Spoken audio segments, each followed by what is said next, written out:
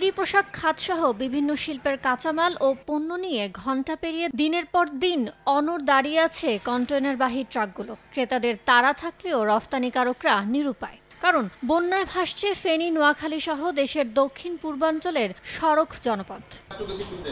গত মাসে বৈষম্য বিরোধী ছাত্র আন্দোলনের কারণে এমনিতে ভাটা পড়ে দ্বিপাক্ষিক বাণিজ্যে। এর মধ্যে আবার বানের পানিতে যেন হারিয়ে না যায় বাজার প্রতিযোগিতার সক্ষমতা, তা নিশ্চিতে দ্রুততম সময়ে সড়কের বিকল্প জলপথে পণ্য পরিবহনে পানগাঁও বন্দরকে কাজে লাগানোর দাবি নিট শিল্প মালিকদের শীর্ষ সংগঠন বিকেএমএর। আমরা সরকারের কাছে অনুরোধ জানাচ্ছি যে ইমিডিয়েট যদি অন্তত পারলে আজকে থেকেই পানগাঁ পোর্টটাকে যদি সচল করা যায়, সেখান থেকে যদি জাহাজের মুভমেন্টগুলি করানো যায়, কন্টেনারগুলি এখান থেকে যদি চট্টগ্রাম নেওয়ানো যায় এবং চট্টগ্রাম থেকে এখানে আনা যায়, প্রতিদিন 1, 2, 3 করে জাহাজ যদি আসা যাওয়া করে, তাহলে অন্তত চট্টগ্রাম পোর্টের যে জটটা এটা অনেকটা কমে যেতে পারে।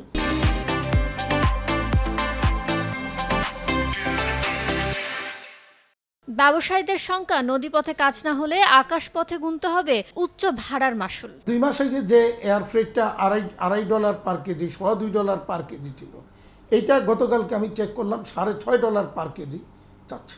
তার মানে প্রায় 2 গুণের চেয়ে 3 গুণের কাছাকাছি বেড়ে গেছে।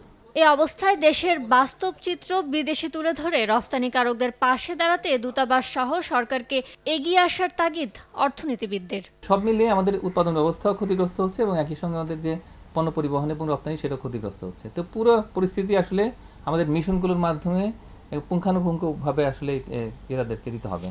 এটা দিয়ে তাদেরকে আসলে আমাদের সঙ্গে ইতিবাচকভাবে সংযুক্ত করতে হবে। বিশ্ববাজারে কোনোভাবেই যাতে আস্থার সংকট তৈরি না হয় সেদিকে খেয়াল রেখে নতুন সরকারের কূটনীতি সাজানোর পরামর্শ খাত সংশ্লিষ্টদের।